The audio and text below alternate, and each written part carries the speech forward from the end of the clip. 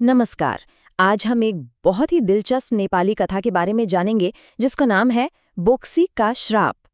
तो चलिए आज हम नेपाल के पहाड़ों की एक ऐसी रोंगटे खड़े कर देने वाली कहानी में उतरते हैं जो न्याय, बदले और एक खौफनाक अलौकिक ताकत के इर्द गिर्द घूमती है। हमारी कहानी की शुरुआत होती है नेपाल के एक बिल्कुल अलग थलग से गांव भदोरे तमागी से, जहां एक सुबह एक माँ की चीख पूरे गांव की शांति को चीर देती है।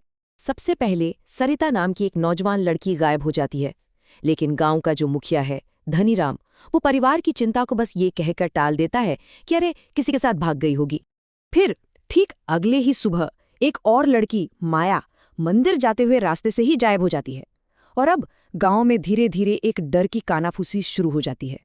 और जब तीसरी लड़की कुसुम को कोई रात के अंधेरे में उसी के घर से उठा ले जाता है, तब गांव वाले इस सच्चाई को और अनदेखा नहीं कर पाते कि कोई या कुछ उनकी बेटियों का शिकार कर रहा है।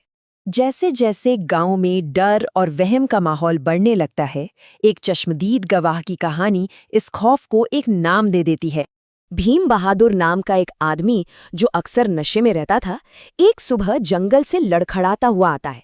वो एक अजीब से साये के बारे में बड़बड़ाने लगता है, एक ऐसा साया जिसके पैर पीछे की तरफ मुड़े हुए थे।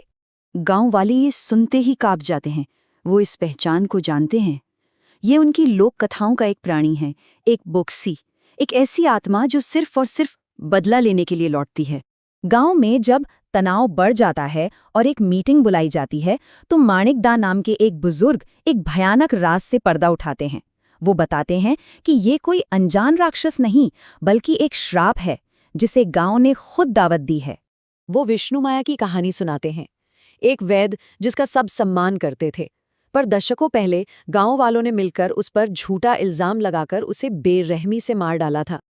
और अपनी आखिरी सांस लेते हुए विष्णु माया ने चीख कर एक श्राप दिया था कि वो लौटेगी और उन सब से बदला लेगी जिन्होंने उसके साथ ये अन्याय किया।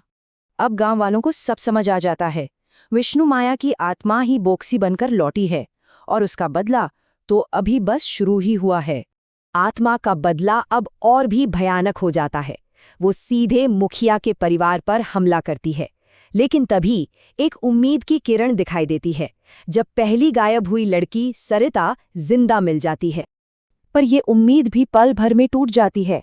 गांव वालों को जल्द ही एहसास हो जाता है कि ये सरिता नहीं है, बल्कि उस बदला लेने वाली आत्मा का सिर्फ एक शरीर है। जब मुखिया उसके सामने आता है, तो सरिता एक ऐसी आवाज में बोलती है जो उसकी है ही नहीं। वो कहती है, खेल तो अभी शुरू हुआ है। और ये साफ हो जाता है कि उस पर विष्णु माया की आत्मा का कब्जा है। जब मुखिया को एहसास होता है कि वो इस ताकतवर आत्मा से अकेले नहीं लड़ सकते, तो वो और उसका बेटा मदद के लिए एक तांत्रिक बलराम नाथ के पास जाते हैं। बलराम नाथ उन्हें बताते हैं कि उनका सामना एक बहुत ही शक्तिशाली शक्ति से है। उस बॉक्सी ने सभी लड़कियों की आत्माओं को कैद कर लिया है, और अब वो अर्जुन की पत्नी स्वाति पर कब्जा करके एक हमेशा रहने वाला शरीर बनाना चाहती है। तो अब मंच तैयार है एक आखिरी खौफनाक टकराव के लिए। दांव पर लगी है लड़कियों की जान और पूरे गांव का भविष्य। कहानी का क्लाइमैक्स दो जगहों पर एक साथ घटता है। एक तरफ मुखिया के घर में एक अलौकिक टकराव चल रहा है, और दूसरी तरफ तांत्रिक एक सूखे कुएं में आत्माओं को छुड़ाने के लिए एक खतरनाक अनुष्ठान कर रहा है। और फिर दोनों अनुष्ठान आपस में टकराते हैं। आत्मा और तांत्रिक के बीच की ये लड़ाई अपने अंजाम तक पहुंचती है। इस पूरे खौफ को खत्म करने के लिए मुखिया धनीराम अपनी किस्मत को मान लेता है। वो अपने परिवार और गांव को बचाने के लिए उस चिता पर लेट जाता है, अपनी जान देने के लिए। बलराम नाथ का जादू काम कर जाता है और लड़कियां बॉक्सी के चंगुल से आजाद हो जाती हैं। लेकिन ठीक उसी पल एक काला साया चिता पर उतरता है और अपने बदले का आखिरी काम पूरा करता है।